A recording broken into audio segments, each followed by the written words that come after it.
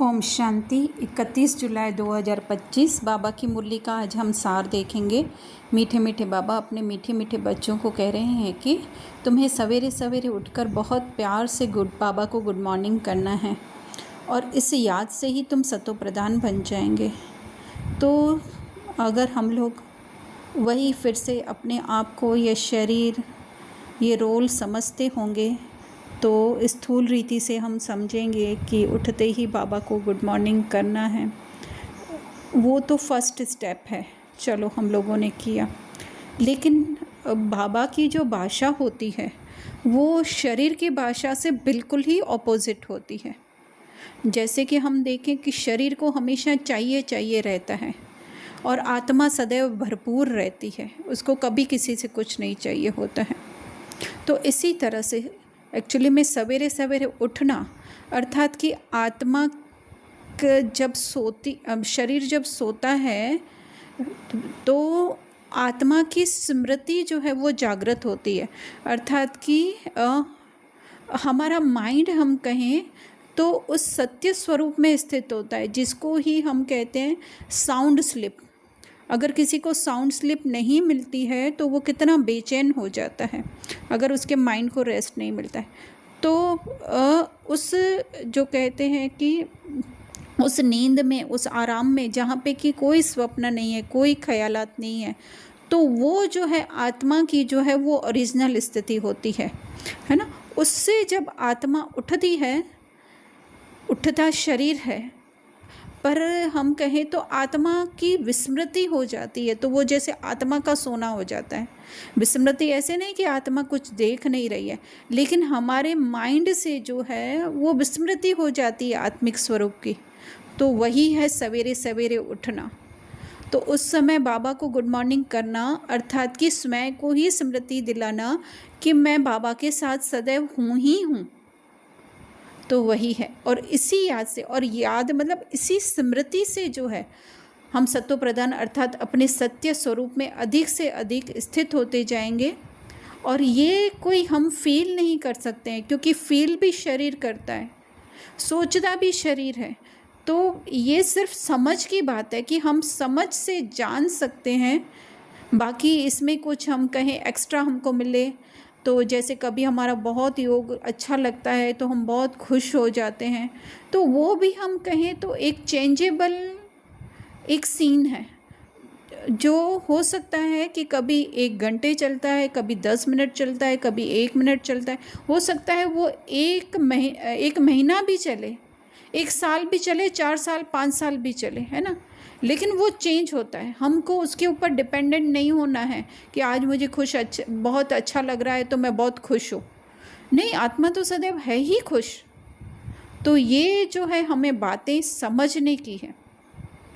बाबा प्रश्न में पूछ रहे हैं कि करंट लेने के लिए जो है वो किन गुणों की आवश्यकता है।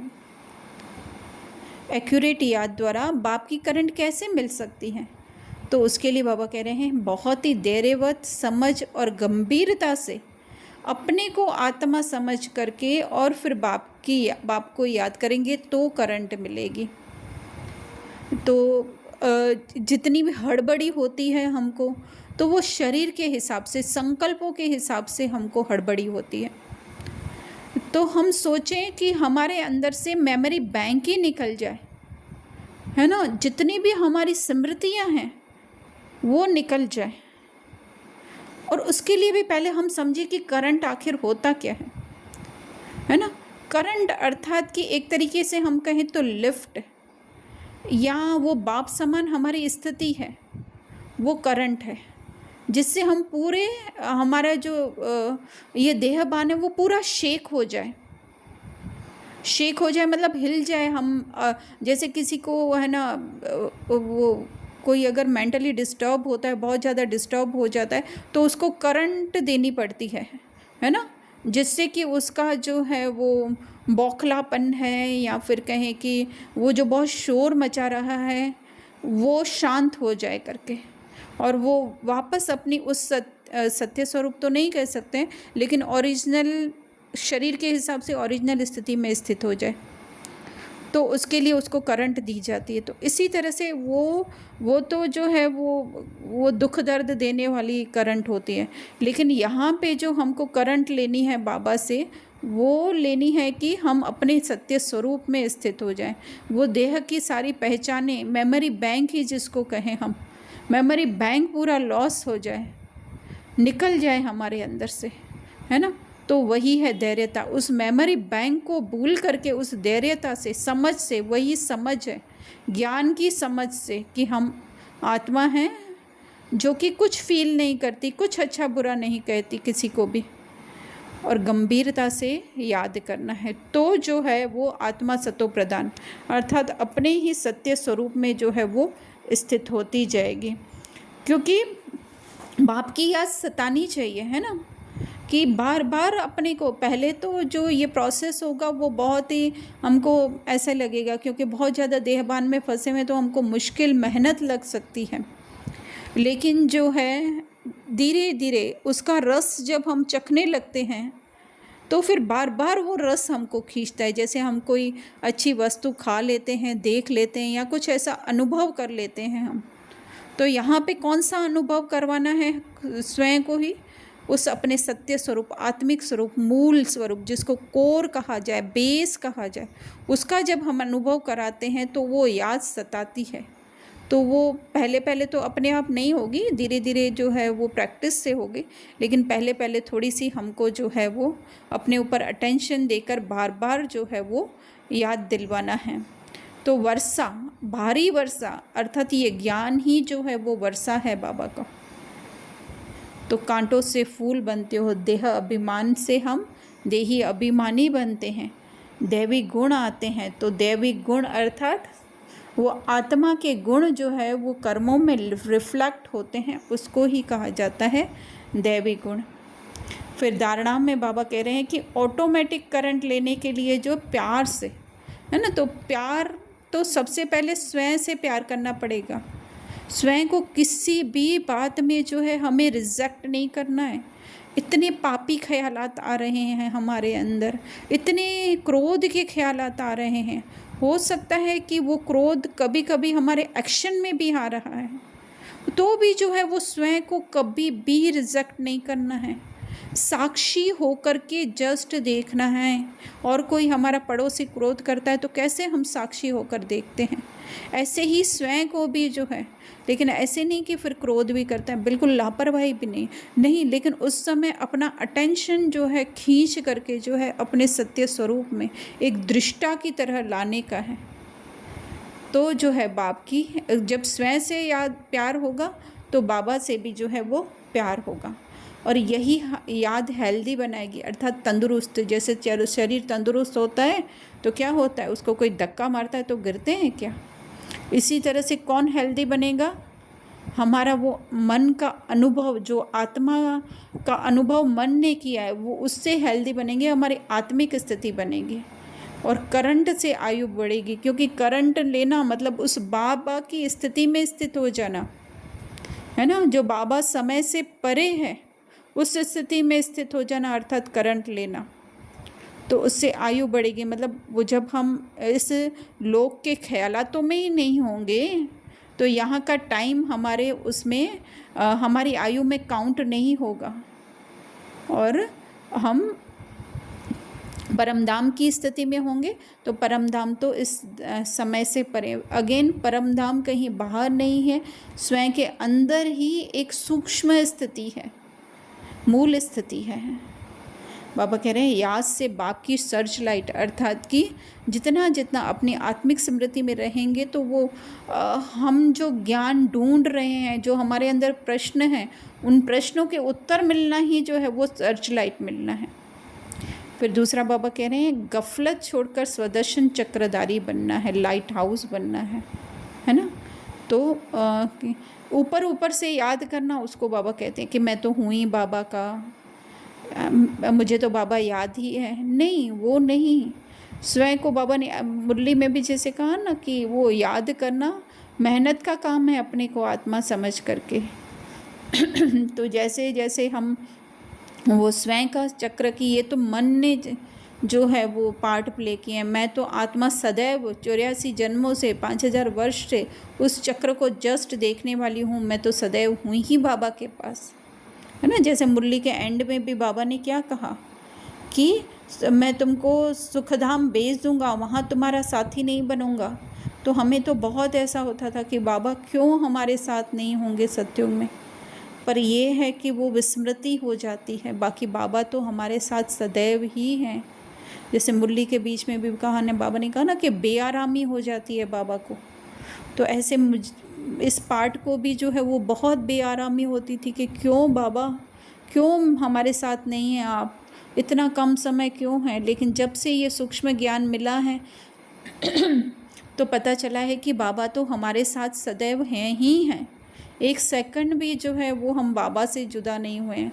आज की मुरली बहुत वंडरफुल है, उसके ऊपर 3 घंटा मुरली चलाएं तो भी जो है वो कम है। जैसे कहा छोटी बड़ी नहीं होती है, तो हमको तो ऐसा लगता है कि स्थूल हिसाब से हम सोचते हैं कि आत्मा छोटी बड़ी नहीं होती है, मतलब साइज़ में जो है छोटी बड़ी नहीं होती, पर एक्चुअली में ये है कि वो गुणों और शक्तियों में भी छोटी बड़ी बाबा से नहीं होती है। वो सदैव है, सिर्फ है कि विस्मृति हो जाती है। तो बाबा ने कहा कि ये जब हम स्वयं के सत्य स्वरूप स्मृति में रहेंगे, उसको ही स्वदर्शन चक्रधारी या लाइट हाउस, क्योंकि सदैव आत्मा उस ज्ञान में रहेगी तो वही लाइट हाउस बनना है। तो बाबा ने कहा इससे ही ज्ञान सागर बन जाएंगे हम लोग, और चक्रवर्ती राजा रानी बन जाएंगे, है ना।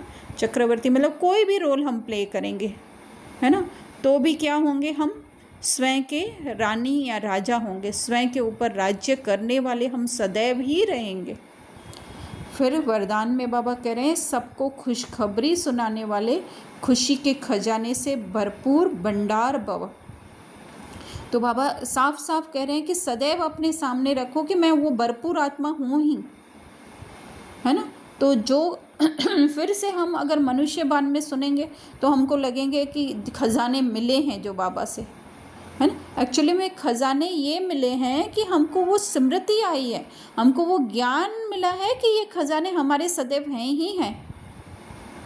तो बाबा ने कहा कि इन खजानों को स्मृति में रखने से जो है वो खुशी में रहेंगे और दुख दूर हो जाएंगे, है ना। दुख दूर हो जाएंगे अर्थात जिसको हम आज तक अपना समझ रहे थे कि मैं ये कैरेक्टर हूँ, रोल हूँ, प्रिया प्रदीप हूँ, तो वो उनके दुख अपने दुख लगते थे। तो अभी पता चल जाएगा नहीं, मैं तो एक जस्ट ऑब्जर्वर हूँ, एक ऑडियंस हूँ उनको देखने वाले। तो वही है दुख दूर हो जाना। तो आत्मा समर्थ बन जाएगी, अर्थात आत्मा का मन जो है वो समर्थ बन जाएगा कि मैं तो सदैव उस आत्मा में मिलकर के जो है वो मिलकर, अर्थात अपना अटेंशन रख कर के जो रखता हूँ, तो वो जो आत्मा में शक्तियाँ हैं वो मेरी ही तो हैं, क्योंकि आत्मा का ही तो एक हम कहें फैकल्टी है। तो बाबा कहते हैं भरपूर आत्मा कभी हलचल में नहीं आती, है ना, कि मेरे पास है, मैं ये कर सकूँगा या नहीं कर सकूँगा, मुझसे होगा नहीं होगा। तो वही है हलचल में आना। तो वो स्वयं भी खुश रहेगा और दूसरों को भी खुशखबरी सुनाता रहेगा। कौन सी खुशखबरी सुनानी है हमको? जैसे थोड़े दिन पहले भी बाबा ने कहा ऐसे नहीं भगवान आया है तो और ही तुम लोग तो जैसे कि हंसी का विषय बन जाओगे। नहीं, भले हम किसी को मुख द्वारा कहें न कहें, लेकिन जो है ये स्मृति में लाएं, जस्ट किसी को भी देखें, किसी के बारे में भी सोचें, योग में बैठें, तो सदैव हमें ये याद रखना है ये सब दुनिया की 800 करोड़ आत्माएं जो हैं वो संपन्न हैं, भरपूर हैं, जस्ट रोल में कहीं ना कहीं अटकी हुई हैं, उनकी बुद्धि फंसी हुई है। तो ये खुशखबरी सुनानी है कि हर एक जो है वो भरपूर है, संपन्न है। स्लोगन में बाबा कह रहे हैं योग्य बनना है तो कर्म और योग का बैलेंस रखो, है ना, कि ऐसे नहीं कर्म छोड़ करके हम योग में बैठ जाएं और या तो योग छोड़ करके कर्म में इतना बिजी हो जाएं। तो योग्य बनना अर्थात क्या, उस बाबा के समान बनना हमको, है ना। तो उसके लिए कर्म करते हुए भी हाथों से, लेकिन बुद्धि में स्मृति रहे कि जस्ट इस कर्म करने वाले को देखने वाली मैं आत्मा हूँ। और फिर आगे जो है बाबा अव्यक्त उसमें जो ड्रामा की कुछ गुह्य रहस्य की बातें हैं, उसमें बहुत सारी बातें बाबा कह रहे हैं, लेकिन जो है एक ही हम लेंगे कि अपने से कोई भी ऊंच अवस्था वाले द्वारा यदि कोई सावधानी मिलती है तो उसको राजयुक्त उठाने में ही कल्याण है। यहाँ पे बाबा ने कहा है ऊंच अवस्था वाला, ये नहीं कहा है कि कितने वर्षों से कोई ज्ञान में है या किस पोजीशन पे वो है ना, ऐसा नहीं कहा है। अवस्था जिसकी ऊंच है, फिर चाहे वो 1 साल से आया हो, 6 महीने से आया हो, जो भी हो, लेकिन जो स्वयं जो है उस ज्ञान के स्मृति में रहता है तो उसे भी पता चलता जाता है कि किसकी अवस्था जो है वो ऊंच है। सावधानी मिलती है अर्थात कोई ज्ञान की बात हमको उसकी वो कह रहा है और हमें समझ में आ रही है तो उसको ज़रूर हमें धारण करना है। तो बाबा कहते हैं कि वही उसमें राजयुक्त उठाने में, है ना, कि ये सब राज जान करके उसको उठाने में, कि इसमें कोई कल्याण है ना, कि मेरा ही कल्याण, मतलब बाबा को ज्ञान देने का है मुझे, तो किसी न किसी के माध्यम से उन्होंने मुझे ये ज्ञान दिया है ना। तो उसके हम उम्र में वो कितना छोटा बड़ा है वो हम ना देखें, पद पोजीशन में कितना छोटा बड़ा है हम वो ना देखें, लेकिन जो उसकी अवस्था के हिसाब से जो है हम वो उठाते जाएं कि ये बाबा ने मेरे लिए इसके द्वारा कहलवाया है।